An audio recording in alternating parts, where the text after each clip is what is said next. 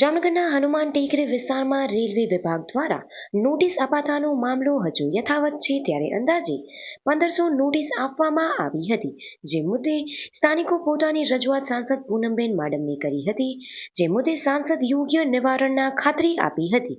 ખાસ કલેક્ટર, રેલવેના અધિકારીઓ સહિતના લગત વિભાગના અધિકારીઓ સાથે ખાસ બેઠક યોજીને મહાનગરપાલિકાની હદમાં રહેતા લોકોને નોટિસ આપી હતી. માત્ર વિકાસ માટે જોઈતી જમીન આવતા લોકોને જ નોટિસ આપો તેવી રજૂઆત કરવામાં આવી છે. સાથે પૂરતો સમય આપવામાં આવે, કાયદા હેઠળ કાર્યવાહી કરવા વિસ્તારથી ચર્ચા કરી હતી. કોઈ ડેમોલિશન ન કરવા હાલ તંત્ર દ્વારા રજૂઆત કરવામાં આવી છે. તંત્ર દ્વારા હાલ કામગીરી કરવાની ખાતરી મળતા સ્થાનિકોમાં ખુશીની લહેર જોવા મળી છે. સાંસદના સક્રિય પ્રયાસથી હજારો લોકો બેઘર થતા બચતા તેમના પરિવારજનો માટે જાણે દિવાળી જેવો માહોલ છવાયો છે.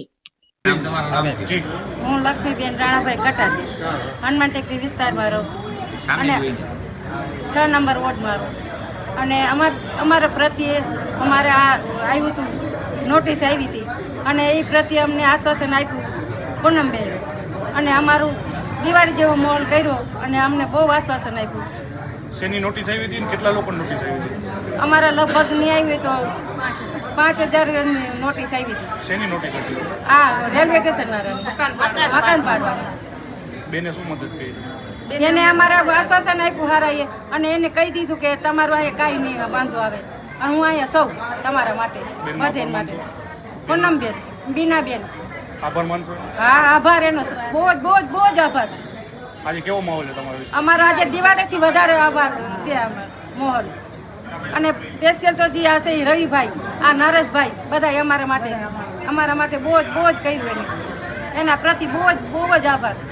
7 દિવસ તમે બધા હેરાન હતા? 7 દિવસથી અમને નીંદર નથી આવતી, ખાવાનું નહોતું ભાવતું. ખાવાનું ભાવતું અમે અન્ન પડ્યું હતું પણ અમને ખાવા એમ મન નહોતું થતું કે અમે ખાઈ, અને રાતને દી અમે રોયા છીએ. એ આ અટાણે અમને રાજી રાખ્યા અને રાજી કર્યા હતા પૂનમબેનના હિસાબે.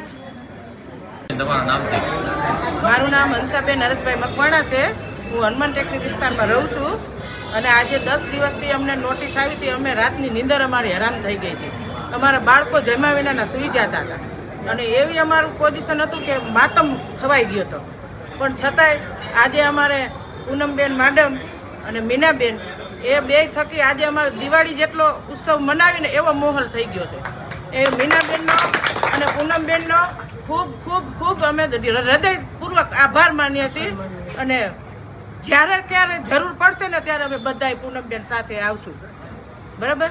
જય હિન્દ, જય ભારત, જય માતા. મારું નામ રવિરાજસિંહ જેઠવા, વોર્ડ નંબર 6. અમારે અહીંયા 7-8 દિવસ ત્યાં રેલવેની નોટિસ આવેલી હતી. એકદમ અહીંયા ભયનો માહોલ હતો અમારા વિસ્તારમાં. એકદમ આમ બેનું દીકરીઓ બધાય કોઈ કામ ધંધે નહોતા જતા. 7-8 દિવસ ત્યાં કોઈએ અનાજ પણ નથી લીધું.